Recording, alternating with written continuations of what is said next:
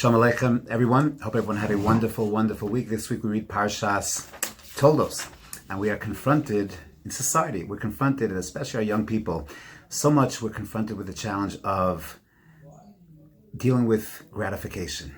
And we live in a world of instant gratification, constant pleasure events that are being bombarded at us on our phones in all different matters, constant bombardment. And we're becoming conditioned very much to have instant gratification.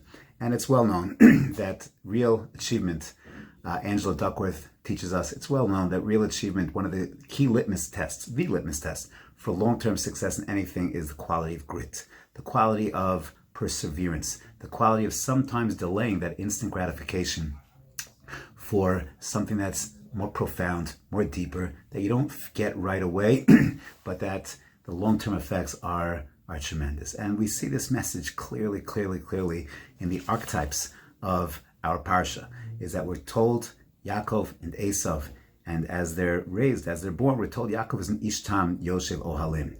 He's a Ro Etzon. Esav is Vayehav Yitzchak es Esav Kitzai Befiv. He's a hunter. He's born hairy. He is Asui, and he's a man of this world. He's Edom. He's passionate. He's fiery. And he's very much into a man of this world. And this is highlighted to us right away in the beginning of the parsha. The Torah tells us that Esav comes home from a very, very hard day out in the fields. He's exhausted. And we are told by Yomer Esav Yaakov, Haliteni na min ha'adom ha'adom hazeh ki ayef anochi al ken kros shmo Edom. Pour me now, pour me fast. I want it now, some of your food that you're preparing.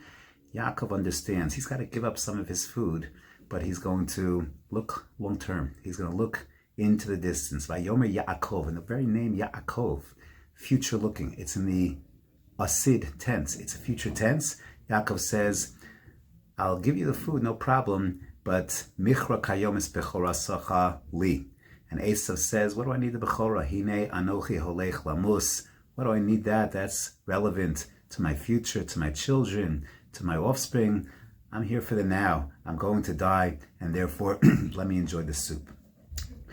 Yaakov gives him the soup, and we're told that what does Esav do? Vayochal vayesh vayakom vayelech vayivaz Esav es habechora. And Esav degrades. He eats, he drinks, he gets up, he walks away, and he disgraces the bechora. Esav is a man who lives for the here and now, and he's not willing to push off something so much more significant. Yaakov, on the other hand, understands he's got to bide his time. He's going to spend his early years, his formative years, Ishtam Yoshev Ohalim in the Beis Medrash.